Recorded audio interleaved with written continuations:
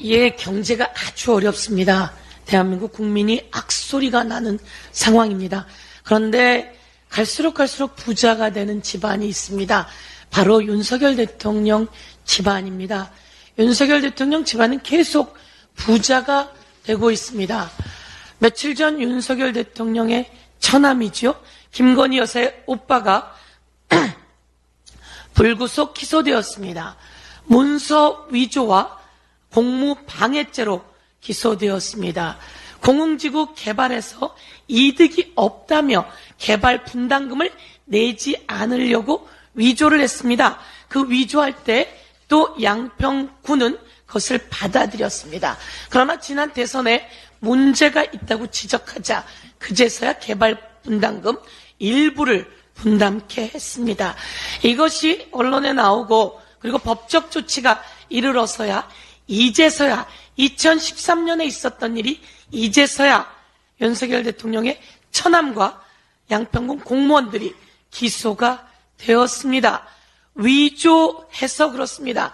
윤석열 대통령의 장모는 은행 잔고를 약 350억 위조했습니다. 350억 위조해서 법정 구속이 되었습니다. 윤석열 대통령 가족은 위조 전문 가족입니다. 그런데 이게 위조만이 아니죠. 실제로는 엄청난 사기 아닙니까? 윤석열 대통령의 사기극을 만천하에 낱낱이 수사하고 법적 조치해야 된다. 이렇게 말씀드리면서요. 더더욱 과관인 것은 양평고속도로입니다. 양평고속도로 종점 변경 그 부근에 윤석열 대통령의 처가 땅이 엄청나게 있는데요. 그중에 또 처남 땅과 그 법인 땅이 엄청나게 있다는 거 아닙니까? 대통령님 이에 대해서 말씀하셔야죠. 대통령 부인이신 김건희 여사도 말씀하셔야죠. 잘못했다, 사과한다 말해야 되는데 그것을 하지 않고 있는 것에 대해서 경고합니다. 대표께서도 말씀하셨습니다. 이재명 대표께서 벌써 구하라법을 낸 지 3년이 넘었습니다. 그런데 이거는 이번 21대 국회 1호로 내었지만 사실은 천안함 때도 있었던 일이고요. 그리고 세월호 때도 있었던 일이고요. 마우나 리조트 유치원생들 화재 사건 때도 있었던 일입니다. 구하라 양이 세상을 떠났습니다. 9살 때 버리고 간 생모가 구하라 양 장례식장에 선글라스를 끼고 변호사를 대동하고 왔습니다. 절반은 내 돈이에요 라고 하고 왔고 대한민국의 민법은 그렇게 되어 있습니다.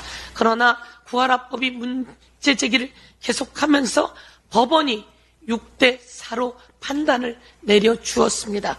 그러나 사도 가져갈 자격이 안 되지요. 구하라법이 통과되지 못하고 있는 사이에 공무원 구하라가 나왔고 이번엔 선원 구하라가 나왔습니다. 54년 만에 나타난 생모가 2살 때 떠났답니다. 그리고 이 선원이 태어나기 전에 아버지는 세상을 떠났습니다. 그 당시 떠날 때 9살이던 큰 오빠가 교통사고로 나서 사망했을 때도 엄마를 찾았지만 엄마는 오지 않았습니다. 그런데 54년 만에 나타나서 실종된 선원이 남기고 간 재산을 모두 다 가지고 갔습니다. 반도 아니고요.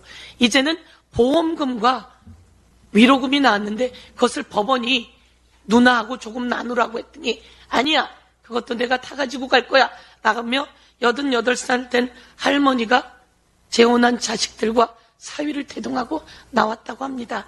다시는 이런 일이 일어나지 않도록 구하라법이 통과되어야 하는데요. 여기에 법무부가 구하라법, 원론적인 구하라법, 결격사유를 말하는 구하라법으로 통과시켜야 된다 이렇게 이야기하고 오늘 2시에 구하라법 관련해서 이 누나와 그 다음에 과거 관련되었던 소방관의 누나 모두 와서 토론을 하니 많은 관심 부탁드리겠습니다. 이상입니다.